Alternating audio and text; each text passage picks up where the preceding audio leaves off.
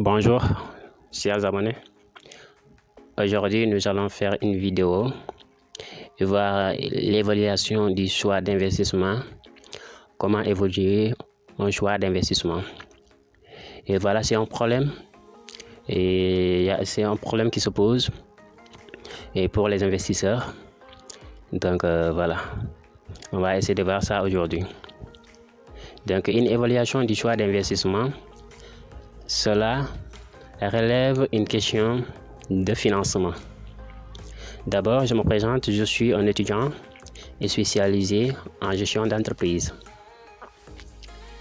Je fais cette vidéo pour vous aider à faire un bon choix d'investissement. Toutefois, une opération d'investissement nécessite d'être bien analysée car ça a une conséquence lourde dans le long terme. La gestion financière, elle s'intéresse aux biens immobiliers tels que les matériels, machines, constructions, etc. en vue d'exercer une activité rentable.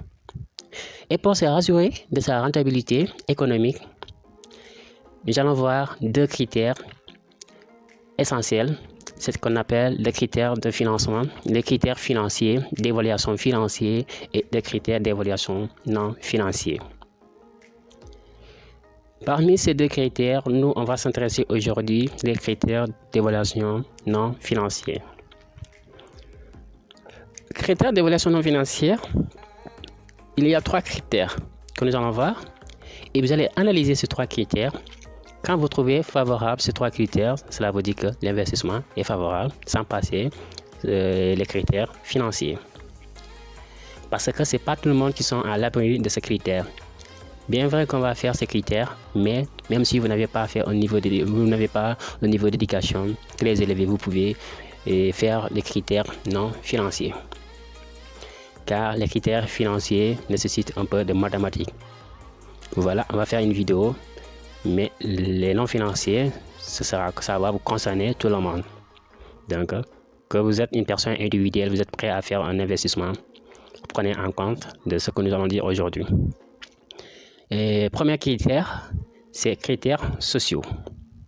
Critères sociaux, là on prend en compte quoi? La population du lieu d'investissement. Et vous allez étudier leur style de vie, leur mode de vie, pour que votre activité soit associée de ce qu'ils veulent. Et voilà, c'est pourquoi on parle des critères sociaux. Et si vous ne savez pas leur style de vie, leur mode de vie, et non seulement l'évolution démographique, vous ne pouvez pas, en tout cas, viser à un tel investissement et que ça soit rentable parce que vous ne savez pas et également la vie sociale du lieu d'investissement. Par exemple, vous êtes prêt à faire un investissement dans un lieu où vous voulez investir dans les pantalons déchirés. Alors, ces pantalons déchirés, et dans un milieu où l'information est que les pantalons déchirés ont de mauvaises informations ou de mauvaises et voilà, sont vus comme mauvaises. Alors quand vous essayez de faire ceci, cela veut dire que vous ne pouvez pas aller de loin dans cette activité. Alors, c'est un exemple que vous allez étudier, les critères sociaux. Deuxième critère, on appelle critères environnementaux. L'environnement. Vous allez voir l'environnement. Est-ce que l'environnement est favorable ou pas favorable? Dans l'analyse de l'environnement, vous allez analyser l'environnement, le macro-environnement et le micro-environnement. Le macro-environnement est l'environnement large. Et le micro-environnement, ce sera l'environnement où lequel, dans ton secteur, le secteur d'activité où tu veux évoluer, voir est-ce qu'il y a des concurrents dans le secteur, est-ce que j'ai la compétence et pour, en tout cas, avoir la compétitivité face aux autres concurrents. C'est un critère aussi à analyser très essentiel.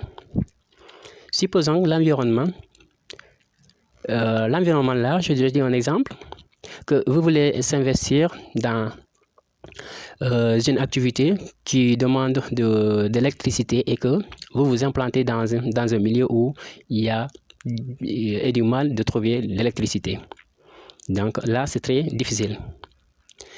Dernier critère, c'est la situation économique du lieu d'investissement. C'est un critère aussi très intéressant et voilà, nécessite d'être bien analysé aussi. La situation économique. Voir l'économie, est-ce que l'économie est en croissance ou l'économie est en crise? Quand l'économie est en croissance, donc facilement vous pouvez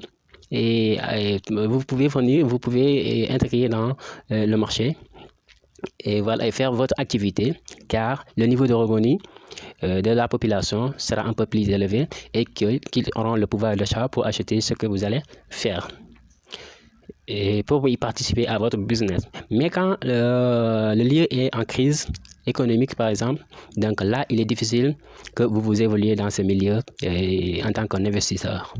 Et c'est risqué aussi. Donc voilà ces trois critères que vous allez analyser, qui sont les critères non financiers que tout le monde peut analyser avant de faire un investissement quiconque. Même si vous voulez dépenser 50 000 ou 100 000 dans quelque chose, il va falloir que vous essayez d'analyser ces éléments pour ne pas aller faire un faux pas. Donc, si ces trois critères sont favorables, donc cela signifie que vous pouvez faire votre investissement, vous pouvez mettre votre argent avec moins de danger. Voilà, quand on dit moins de danger, la probabilité de rentabilité est très élevée à 90%.